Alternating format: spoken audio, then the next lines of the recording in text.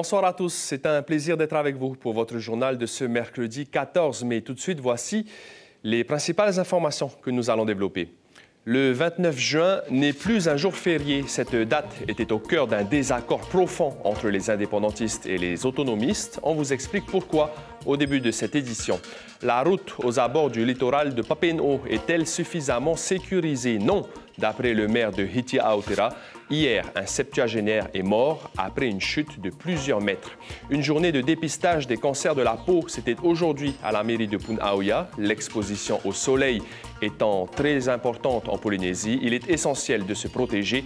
Pour en parler, nous recevons en plateau la dermatologue Feriel Fenira. Le dossier de la rédaction est consacré ce soir à l'histoire du VA Haiti, le journal en tahitien sur notre antenne. Cette année, cela fera 50 ans qu'il s'est installé dans votre quotidien. 6 jeunes des MFR, les maisons familiales rurales de Tahiti et de Moorea, s'envolent ce soir pour l'Hexagone où ils participeront à un programme Erasmus spécialement dédié aux activités jeunesse. Merci d'être avec nous. Vous le savez peut-être déjà, mais le 29 juin ne sera plus un jour férié. C'est l'Assemblée de Polynésie qui l'a décidé. Pour certains, c'était la fête de l'autonomie depuis les années 80. Pour d'autres, c'était un jour de deuil avec la signature par le roi Pomaré V de l'acte de cession de ses États à la France. Mais qu'est-ce que raconte exactement cette date du 29 juin? Élément de réponse avec Lucille Guichet et Mirko Vanfo. Deux courants politiques, deux lectures de l'histoire. Le 29 juin 1880, Pomaré V, dernier roi de Tahiti, et certains chefs coutumiers signent le traité d'annexion de la Polynésie à la France. Tous les sujets vont devenir citoyens français. Le jour où le roi Pomaré V a cédé ses États à la France, et soutenu par une dizaine de chefs, dont mon arrière-grand-père, Marianne Mambay, qui a été un des principaux acteurs pour que cela se passe. Et comme il n'était pas, lui, chef, même si on l'a dit qu'il était chef parce qu'il n'était que pasteur protestant. En 1985, Gaston Flosse obtient le statut d'autonomie. À cette avancée statutaire, il ajoute ses symboles. Un drapeau, un hymne et une date. Ce sera le 29 juin. Sorte de 14 juillet local et seule commémoration véritablement polynésienne du calendrier. On l'appelle le jour de l'autonomie.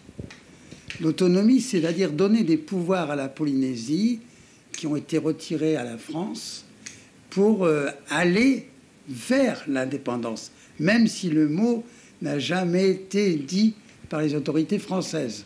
En 1988, Alexandre Léontieff décide de célébrer l'autonomie le 8 septembre, date de la publication au JOPF. J'ai promulgué au journal officiel de la Polynésie française la loi du 6 septembre 1984 portant statut du territoire de la Polynésie française. 3 ans plus tard, Gaston Flosse réhabilite la date du 29 juin. Mais pour les indépendantistes, c'est un jour de deuil. Chaque année, le Tavini célèbre les Tahitiens morts en 1844 pour défendre leur île. Oui, mais voilà, entre la guerre franco-tahitienne le 17 avril 1844 et la bataille de la Punarou le 17 décembre 1846, pas de 29 juin dans cette page de l'histoire. Ce jour férié disparaît, remplacé par la célébration du lever des Pléiades, censé être moins politiquement clivant, mais rien n'est moins sûr. Et puis une autre date, samedi, le 17 mai, ce sera le 12e anniversaire de la réinscription de la Polynésie française sur la liste de l'ONU des territoires à décoloniser. Mais d'après le Tavini Huiratira, la France est dans le déni. Le dialogue politique pour le processus d'autodétermination est toujours bloqué. On écoute Oscar Temaru qui a donné une conférence de presse ce matin. On aimerait bien que ce dialogue se fasse, pas à Paris, mais à New York. Parce que, bon, notre pays devient un État souverain, on devient pays membre des Nations Unies, et là on rencontre la France, de l'autre côté de la vallée, c'est tout. Vous dénoncez l'attitude de l'État face à l'attente, quand même depuis 12 ans maintenant? Oui, bien sûr, c'est ça. Hein? On a eu du mal à faire réinscrire notre pays. Le ministre des Outre-mer, Manuel Valls, a été entendu par la commission d'enquête sur les essais nucléaires en Polynésie française. Il n'est pas contre un élargissement de la liste des maladies radio-induites et à titre personnel, à une demande de pardon. Ce sera au président de la République de le décider. La France doit sa puissance aux Polynésiens et à la Polynésie française, a-t-il notamment déclaré. Faut-il plus de sécurité aux abords de la route sur la côte Est et notamment à Papineau? La question se pose après la mort d'un septuagénaire hier, causée par une chute de plusieurs mètres. Certains endroits sont très étroits et les marcheurs doivent se décaler sur la route ou se rapprocher du ravin. Sécuriser ces zones à risque est donc essentiel. Nicolas Suir, Jérôme Lee. Sur ces reliefs abrupts, des marcheurs et des sportifs sont de plus en plus nombreux à arpenter la route ou ses bas-côtés. Certains ont demandé une sécurisation du chemin parfois étroit qu'ils empruntent au quotidien. C'est dangereux, surtout le tournant. Avec des autres voitures sont machin, ils ont peut-être bu. Voilà. Après, ils conduisent les voitures. Après, il ne faut pas faire attention les gens. Il y a un virage là très dangereux. Et je passe de l'autre côté pour pouvoir faire ma marche. J'évite de marcher sur la route. Voilà. Tous les matins, c'est comme ça. Et du coup, c'est très étroit, la partie? Oui, très étroit. Très étroit. Là, tu pourrais chuter? Oui. Et je fais attention quand je marche. Et vous le voyez ici, si je veux continuer à marcher ou j'emprunte le chemin très près des voitures, sur la chaussée, ou alors très près de tomber, il va falloir faire très attention. Et c'est ce chemin-là que les marcheurs demandent à sécuriser. Concernant la vitesse des véhicules, impossible de faire installer des dodanes ou autres ralentisseurs. La sécurisation de certains passages est parfois difficile car ils sont trop étroits, nous confie la municipalité. Il y a eu des rencontres, il y a eu des discussions pour ça. Donc ça, il faut peut-être une réunion aussi avec le territoire, que le territoire aussi participe, puisque la route, c'est une route territoriale. La mairie nous déclare avoir entamé des discussions avec les anciens gouvernements. Elle estime que c'est au pays de se charger d'éventuels aménagements relatifs à la sécurité en bord de route. Une journée de dépistage des cancers de la peau a été organisée aujourd'hui à la mairie de Punaoya. Une attention particulière a été portée sur le mélanome, la forme la plus grave des cancers de la peau. Au Fénois, il n'y a pas de chiffres précis, mais depuis 2019, une vingtaine de nouveaux cas de mélanome sont recensés chaque année. Laurent Stien, médecin responsable du pôle dépistage-prévention à l'Institut du cancer de Polynésie française, nous en dit plus au micro de Chiquita Teiva et Dylan Fels. Le cancer de la peau, c'est un cancer qu'on peut prévenir et c'est un cancer qu'on peut dépister tôt, et si on le dépiste tôt, on peut en guérir avec des moyens simples. On est dans un pays où l'ensoleillement est quand même très important. Et on sait que plus on s'expose au soleil, plus la durée d'exposition, même s'il n'y a pas de coup de soleil, favorise l'apparition des cancers à un âge plus avancé. Donc c'est pour ça que c'est important de protéger les enfants dès le départ et qu'ils prennent conscience qu'il faut se protéger du soleil. Avec nous en plateau, la dermatologue Feriel Finira. Bonsoir. Yorana. Merci d'avoir accepté notre invitation. On vient de le voir, une journée de dépistage des cancers de la peau a été organisée aujourd'hui. Quels sont les cancers de la peau les plus fréquents au Fénois? Alors, les cancers de la peau les plus fréquents, ce sont les carcinomes. Parmi les carcinomes, on note les carcinomes basocellulaires et les carcinomes épidermoïdes. Et parmi les cancers les plus rares, ça va être le mélanome, mais plus agressif. Justement, le mélanome, c'est le cancer le plus agressif. Comment on détecte les symptômes? Alors, le mélanome, c'est une tache qui va apparaître sur la peau. Souvent, il va apparaître d'emblée. Dans 80% des cas, ce n'est pas sur un grain de beauté existant. Et dans 20% des cas, c'est un grain de beauté qui va se transformer. En consultation, on explique à nos patients que pour détecter un mélanome, on s'aide du moyen mémotechnique A, B, C, D, E. Donc, ce serait une tache qui apparaîtrait, qui aurait comme critère A, une asymétrie, B, des bords irréguliers, donc qui partirait un petit peu en étoile. C, c'est une couleur hétérogène, ça veut dire qu'il est composé de différentes couleurs. dès un diamètre de plus de 6 mm, donc déjà une taille assez conséquente. Et eux, c'est l'évolution, donc c'est le fait que cette tache s'étale dans le temps, mais assez rapidement, en 2-3 mois. Donc ce sont vraiment les dermatologues qui peuvent reconnaître un mélanome. Oui, après on essaye de former aussi les médecins généralistes. Parfois, le patient peut peut-être aller montrer sa tache au médecin généraliste. Lui, il sera aussi alerté et le dirigera vers un expert, vers un dermatologue. Et pour ce qui est des carcinomes, quelle apparence ils ont? Alors, les carcinomes ont une apparence différente. Souvent, j'aime bien dire à mes patients, c'est vraiment le bouton qui ne guérit pas. Ça peut être vraiment un bouton rouge, une croûte. Le fait qu'un bouton ne guérisse pas, qu'il saigne, qu'il fasse mal, ou il y a une croûte qui revient tout le temps au même endroit, doit amener un patient à aller consulter. Alors, quand on parle de protection, parce que c'est le principal moyen de prévenir du cancer, on ne parle pas seulement de crème solaire. Exactement, parce que les crèmes solaires vont protéger bien sûr des mauvais rayonnements. Il faut choisir les crèmes avec un indice 50+, mais il faut les appliquer toutes les 2 heures et souvent on voit que ce n'est pas le cas. Donc on insiste sur les mesures un peu plus, on va dire, on sait qu'elles vont être peut-être plus appliquées et mieux protégées. Donc c'est porter un chapeau, encore mieux qu'une casquette, parce qu'une casquette, elle ne va pas vous protéger les oreilles par exemple. Donc on essaie vraiment d'expliquer que c'est le chapeau. Pour les enfants, c'est vraiment les petits bobs, d'essayer d'aller à l'ombre, donc d'éviter le mauvais soleil, de ne pas s'exposer entre 10h et 15h où le rayonnement sont les plus forts, et de porter des vêtements longs et couvrants, et notamment pour les sports nautiques, de porter des lycras. Ça veut dire que les enfants sont plus fragiles que les adultes à l'exposition du soleil? Oui, alors les enfants, il faut savoir que normalement jusqu'à l'âge de 3 ans, les instituts du cancer recommandent de ne pas exposer les enfants au soleil avant l'âge de 3 ans. Et ensuite, ils ont une peau qui est beaucoup plus immature, ils sont encore en développement. Donc s'ils prennent des agressions du soleil, des coups de soleil répétés, ils risquent plus tard, à l'âge adulte, de développer des cancers de la peau. Et c'est prouvé par des études, en fait. Est-ce qu'un cancer de la peau peut rapidement évoluer? Oui, mais ce n'est pas chez les enfants. Ça veut dire que les enfants, s'ils prennent beaucoup de soleil dans l'enfance, c'est plus tard qu'ils risquent de développer des cancers de la peau. Et un cancer peut rapidement se développer. D'où être alerte sur les premiers signes. Et si on le détecte tôt, on peut en guérir.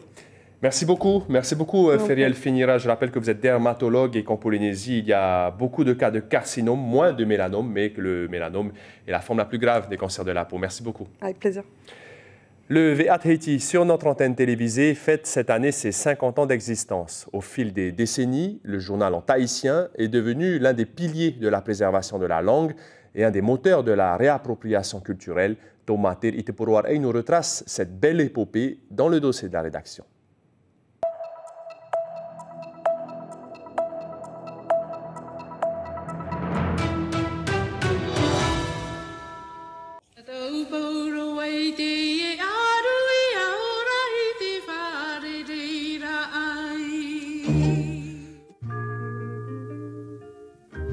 Je vous parle d'un temps que les moins de 20 ans ne peuvent pas connaître, une époque où l'on ne se gênait pas d'interdire ce que l'on n'appelait pas encore le riz. Tout commence en 1965, lorsque la télé fait son entrée dans le quotidien des Polynésiens. La petite lucarne apparaît dans un monde en plein bouleversement, avec l'ouverture 4 ans plus tôt de l'aéroport de Tahiti-Fa'a et l'implantation du CEP, entraînant l'arrivée de milliers d'hexagonaux affectés, avec des Polynésiens à l'organisation des essais nucléaires, plus prosaïquement à la seule besogne. 1972, l'Académie tahitienne voit le jour, fondée par quelques personnalités pionnières, parmi lesquelles Amihuri, John Martin, John Doom, Manko Tewane. L'institution marque un tournant décisif pour la langue tahitienne. Ses premiers journalistes maoris sur Radio Tahiti, rue du Mont-d'Urville, redoublent d'efforts pour enrichir et forger les bases de la langue tahitienne journalistique. 1974, le nouveau président de la République, Valéry Giscard d'Estaing, confie à Jacques Chirac, son Premier ministre, la réforme de l'audiovisuel. L'année suivante, l'ORTF est dissous. Pour donner naissance à FR3, Whareturu pour les familles polynésiennes, une appellation qui véhiculera une image de convivialité qui sera plutôt réussie. Dès lors, la grande messe quotidienne de l'info de 19h s'imposait à une population de plus de 100 000 âmes, mais excédés par l'idée de continuer à faire de la figuration en radio, les journalistes tahitianophones réagissent. Les lignes bougent, les politiques cèdent à la pression, de très hauts responsables prennent la mesure de la situation Il s'agit d'éviter l'esclandre en pleine expérience militaro-politique excessivement polémique. 1975, Ami Houri, responsable de la partie tahitienne de la rédaction, met à Hitilomat Arwa l'épreuve en lui proposant de présenter le Tahiti. Et moi, j'étais conscient que, en rentrant dans le métier, que ce n'est pas un métier qu'on ramasse, qu'on trouve au bord de la route. Hein. Il faut avoir une formation. Je me suis renseigné aussi auprès des journalistes. Hein. Ce sont des jeunes qui ont fait des études, l'école de journalisme, que moi-même, j'ai fait plus tard, longtemps après, en 80, 81. Tu vois, je suis allé en France 3 mois, là, je me suis rendu compte. C'est quelque chose, il faut apprendre le métier avant de la mettre devant tout le monde. 1982, FR3 est rebaptisé RFO. La rédaction devient officiellement bilingue, un symbole fort de cohabitation linguistique, ce qui va entraîner forcément un autre pas décisif. Étienne Rapoto devient le premier Polynésien à présenter le JT. À l'heure des comptes, on ne le répétera jamais assez. Nos médias qui ont l'avantage de l'ubiquité permanente servent nos intérêts langagiers. Notre situation diglossique nous oblige à un effort surhumain afin que nous nous réapproprions notre langue. En Polynésie, nous ne sommes que 30% à peine à la maîtriser. C'est l'objectif, mais ça, c'est une autre histoire.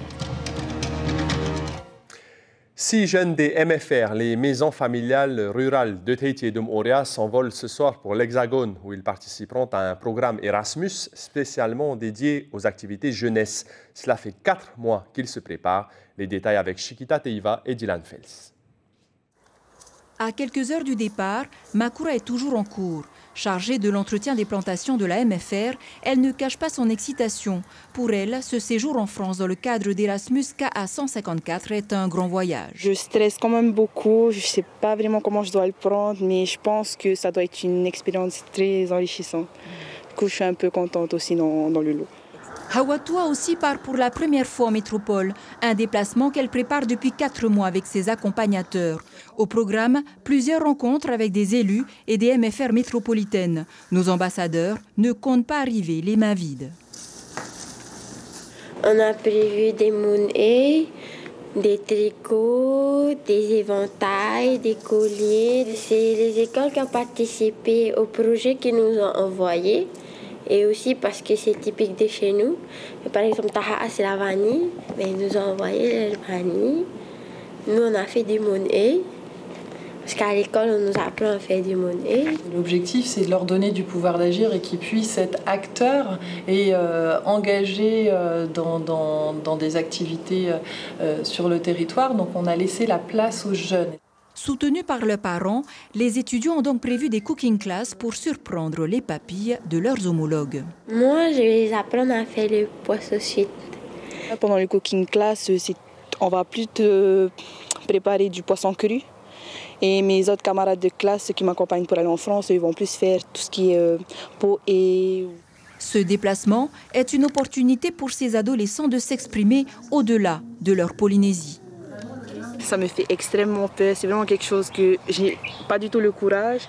Mais voilà, je vais essayer de faire de mon mieux et puis je me dis que ça arrive qu'une seule fois dans notre vie, il faut en profiter, il faut saisir l'occasion.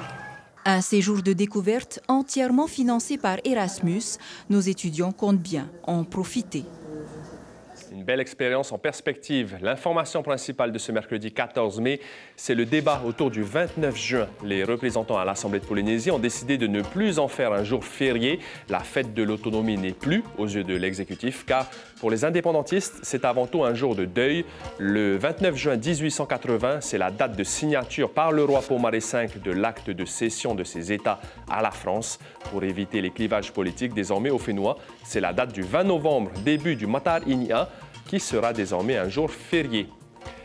Il sera question de la maltraitance animale demain matin en radio. Laurence Percy, juriste et fondatrice du Parti animaliste en Polynésie, devenu les animalistes Polynésie française, sera l'invité café de la matinale. Sur vos écrans, après ce journal, soirée spéciale Nouvelle-Calédonie avec les documentaires Entre les tours, Nouméa 2024 et Chaotique Art.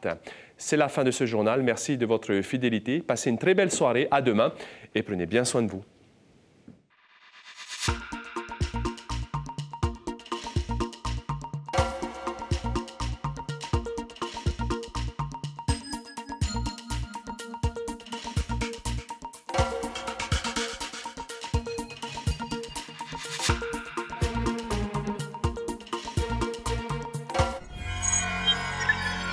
Retrouvez ce programme en replay sur notre site internet.